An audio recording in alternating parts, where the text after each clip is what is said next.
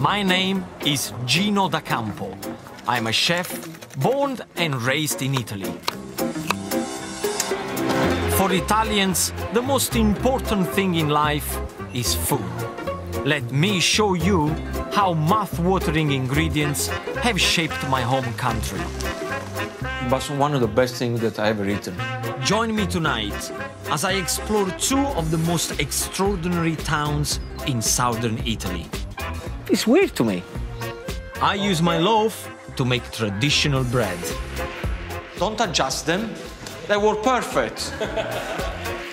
And I get excited by authentic recipes. Leave it rustic. Leave it rustic. This is my Italian escape. I love visiting places in Italy, which are unusual, intriguing, and still relatively untouched by holidaymakers. So I have come to Puglia, a traditionally poor region with unique character. If you look at the boot of Italy, Puglia forms the heel of the boot. Today, I'm starting off in the west of the region, in the town of Altamura. For 2,000 years, bread making here has flourished in dozens of small bakeries. Altamura is world famous for its rustic bread. The loaves have a very thick crust, which gives them a 2-week shelf life. For peasants and shepherds in the fields, this was their staple diet. And for modern-day Italians, bread is still everything. Very rarely you will see an Italian family sitting down at the table eating without any bread. I mean, as far as I can remember, from when I was a little boy, we always had bread on the table. The essential crop needed to make Altamura's legendary bread is durum wheat, and field upon field of it surrounds the town. Puglia's climate and flat landscape are perfect for growing the wheat. I've come to meet a man whose family holds the secrets to the town's outstanding reputation for making Italy's prized loaves. Giuseppe Di Gesù and his family have been making and selling bread in this bakery since 1850. They bake the bread in a brick oven that burns oak wood. The loaves have the aroma of toasted coffee and a mild taste of vanilla. But the guys here don't just bake their own bread. The community are in on the act as well. Local lady Emilia knows what makes a good loaf. Buongiorno. Buongiorno, buongiorno, portate il pane. Ah, benissimo. Benissimo. Benissimo. Okay, she makes this bread at home, and I make it into my home. Why do you do that? Because it's an old tradition. Well, she doesn't trust your bread. She makes her own bread. Yes. You must be very popular with the old ladies around here. I think so. And after, because this is heirs. So you stamp the bread. Okay. So each lady has their own stamp. Oh, yes. Oh, that's very cool. That's very cool. Many of Altamura's women use Giuseppe's oven. This tradition dates back to when home baking was taxed. The government tried to stop people making too much bread and wasting wheat. As a result, women used the oven belonging to the local baker, and he controlled how much bread they made. The team are loading the oven for the next batch of bread, and I am desperate to get my hands dirty and make the local loaf before the oven door closes. Let's bake some bread. You can do like me. One. So, and after so. With end. Wait, you're going too fast. Yes, so. Yeah. And after with end, you can. Ah, okay. So this. Okay. Beautiful. Yeah. Yes, ci siamo. Slowly. Yeah. Okay, so now you need to fold it this way. Okay, and Like after, this. yes. And now? And now I help you. Yeah. And after, so. Ah, like this. Yes, beautiful. That's all right. Bravissimo. That's it. Okay. Got it. Don't adjust them. They were perfect. This job seems to me a very hard job. I mean, you come here very early in the morning, it's very hot. How do you keep the smile going? Hey, I have the smile because this is our tradition. This is the tradition of my family. These are ready. The 300 loaves can now be cooked, including Emilia's personalized bread. Now we close the oven. The oven is sealed tight. Wet cloth is used to make the seal, and the bread inside is cooked at about 400 degrees centigrade. Okay. Unlike normal bread, made with fine, soft flour, this dough is made with coarse flour from hard durum wheat, called semolina. Giuseppe tells me why the semolina is so special. È un terreno particolare, ricco di ferro, di sole, di calcio, di tutti quegli ingredienti che lo rendono speciale. So you just tell me that the reason why the wheat in Altamura is so special is because the ground is full of iron, calcium, plenty of sunshine, and so that's the reason why they have the best semolina around. So Altamura's sun-hardened wheat creates its fantastic semolina. Combine this with centuries-old traditional methods and you have the prized bread.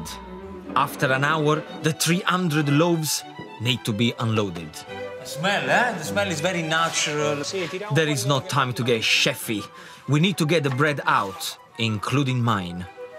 Gino, this is yours and this is mine. But my one looks much better. Oh, yes. Much better because it's got a more of a rustic shape. much Carry on better, before we burn okay. everything. It is rustic bread after all. Allora, This is 300 pieces of bread is going to take an hour here. 1 hour, yes. Really? Sì, dammi. Andiamo. Via! Via! Via! Well, I can't stand in front of this oven for an hour. I just have to get stuck in. Bravo, Gino. Don't worry, leave it to me. You know what I like? That each piece of bread is completely different from another. Via! Vieni. Ecco fatto. Bravo. Dove lo mettiamo? Qua, vai, in fila, vai, in fila. Aspetta, ti aiuto io. No, è infilato. Sicuro? Ah! Attenzione che scotta, You got gloves, I got bare hands. Pay attention. I guess there is no time for any sympathy then. This is Emilia's bread. Ah, this is the one with the DP. Oh, there you go. I hope she's gonna be happy. Okay?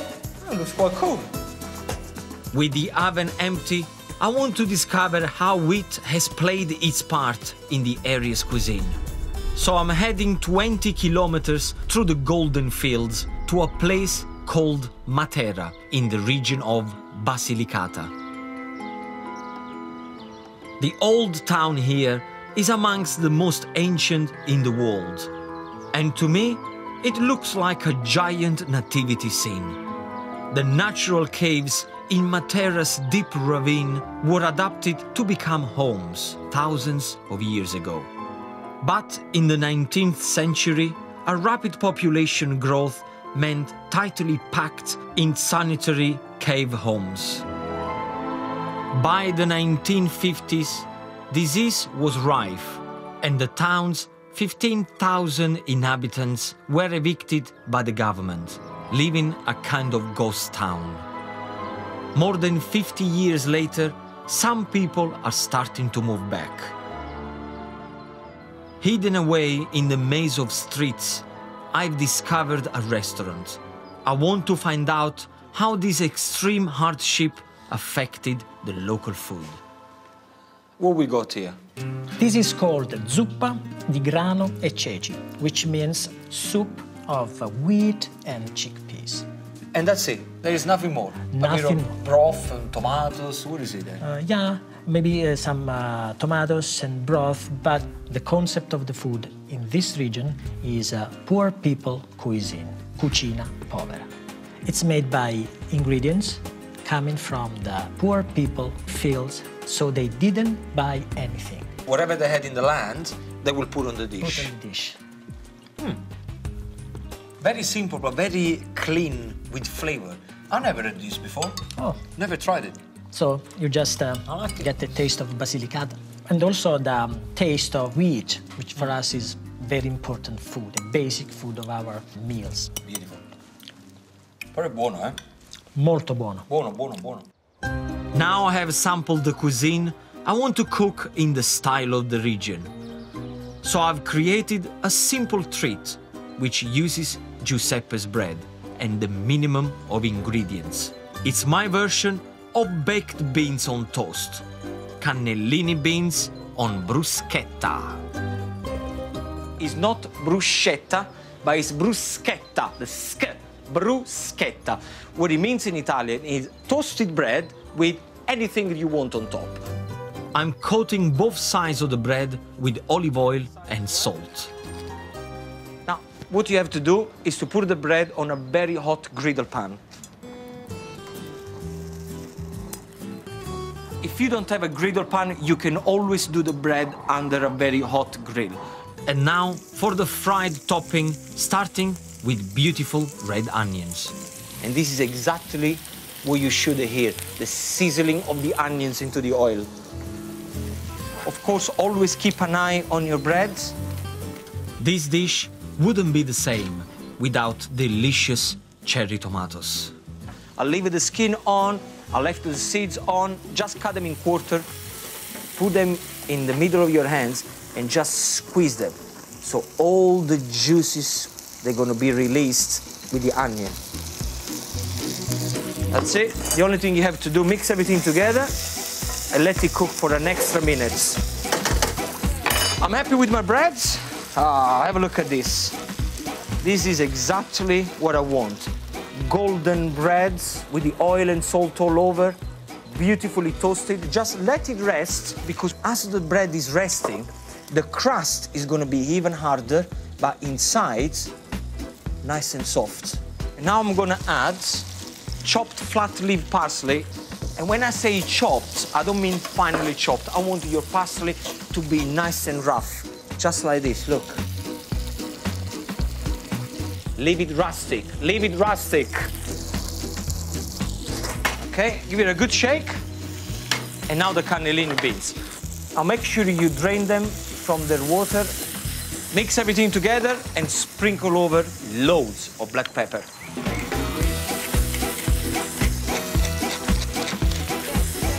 Now, have a look at this, all this bubbling. This is the juices from the tomatoes and the beans releasing, and I want you to leave it like that for 1 minute. My bread is cold, so to turn it into that authentic bruschetta, it needs to be rubbed with garlic on both sides. Look at this glistening bean and tomato mixture. Buonissimo. It will taste so amazing with my garlic bread. Oh yes, extra virgin olive oil to finish. You may call it this beans on toast. I'll call it bruschetta with cannellini beans. These beans really beat those baked ones. Simple, quick to make, and delicious. Coming up, The view is incredible from here. I revisit one of the most intriguing villages I've ever been to. The first time I saw the Trulli house, I thought that the Smurfs lived here. I've come to Puglia, a beautiful yet poor part of southern Italy. I couldn't visit the region without a trip to the rather bizarre-looking town of Alberobello. These cute little local houses are called Trulli, and they have intrigued me ever since I first came here on holiday. I remember when I was a little boy, I must have been probably about 5 or 6, and the first time I saw the Trulli house, I thought that the Smurfs lived here. Of course they don't, but with its fairy tale atmosphere, Alberobello is a real draw for tourists. There are places where it's full of tourists. You know, shops, bars, you know, tourists, they're going up and down. And then there are places where it's very quiet, where people actually live in the Trulli. And it's weird to me. Trulli were generally built as either storehouses or homes for agricultural workers. I want to take a closer look at these unusual buildings, and tourist guide Katia De Carlo is going to show me around. Wow, the view is incredible from here. That's one of the best views of Alberobello. Any reason why the roof is like a cone shape? Because cement, starting from the 15th century, was forbidden. So all these trullis here, they're actually holding without any cement whatsoever? Today, you can find cement, but at the beginning, Trulli houses were built without cement. The original Trulli were built with limestone from local fields, and people used dry stone techniques. They could avoid paying taxes by dismantling the buildings. None of these quaint houses are exactly the same. While the outside of the Trulli are intriguing, I've always wanted to see inside. Wow, this is very nice. You know, I was expecting the ceiling to be a cone shape. Why is flat on top?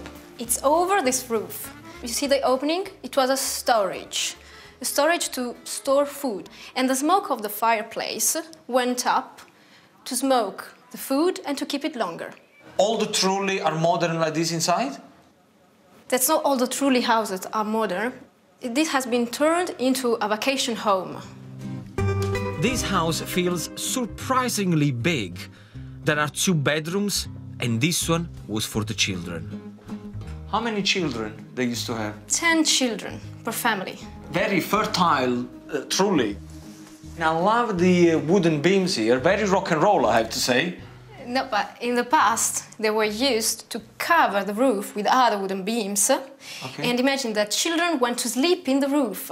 So children slept at the bottom here and on the top. It's been fun to explore the houses, which fascinated me as a boy.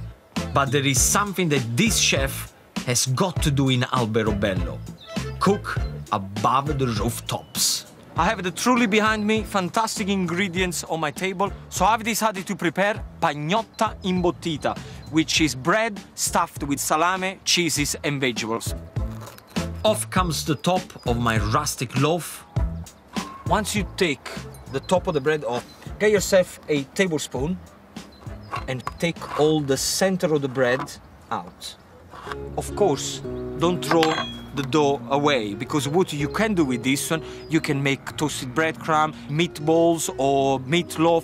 The first ingredients that we're gonna put in there is cheese. I'm using a local cheese that is called cavallo. Lay the bottom of the bread, and it's very important to put the cheese first, because when you're gonna put the other vegetable in there, they're gonna have oil in it, and the cheese is gonna stop the oil oozing out of the bread. If you don't have cavallo, a strong, firm cheddar will do the trick. Now, as soon after the cheese, we're gonna put the salame. And when you put the salame, make sure that you cover the sides of the bread. Parma ham or bresaola will also go really nicely with the cheese. After the salame, courgettes. I'm using here grilled courgettes. They go in all over the side of the bread, and make sure when you put the ingredients in that you press it down with your fingertips so everything gets very nice and tight. Now for a classic Puglian ingredient.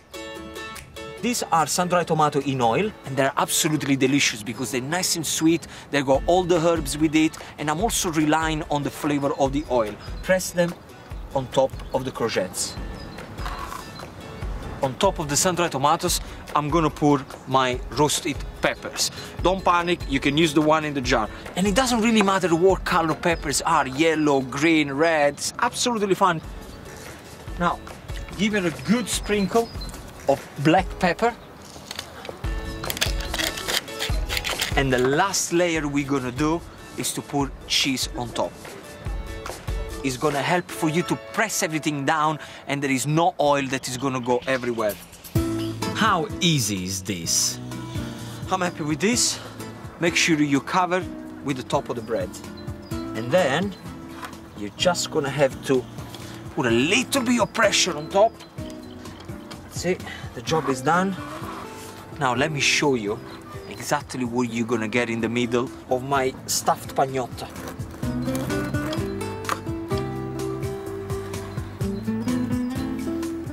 There you go, my pagnotta imbottita.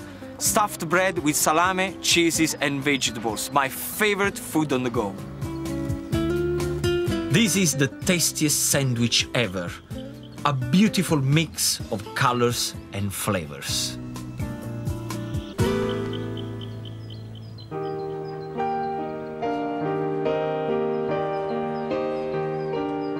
Before I leave Alberobello, there is just time to catch the town's procession, dedicated to Sant'Antonio, the saint of lost people. Alberobello hasn't forgotten its traditions, and I'm pleased that the town I loved as a boy is thriving while respecting its humble past.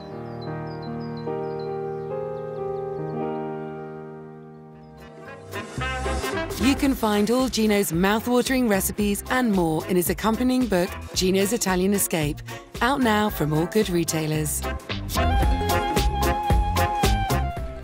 Well, it's tough, but someone had to go now. Is Shelley back home? Who's next? The live shows from the X Factor continue tomorrow at 8. Next tonight, though, has Tina finally taken things too far? I think we're about to find out in Coronation Street.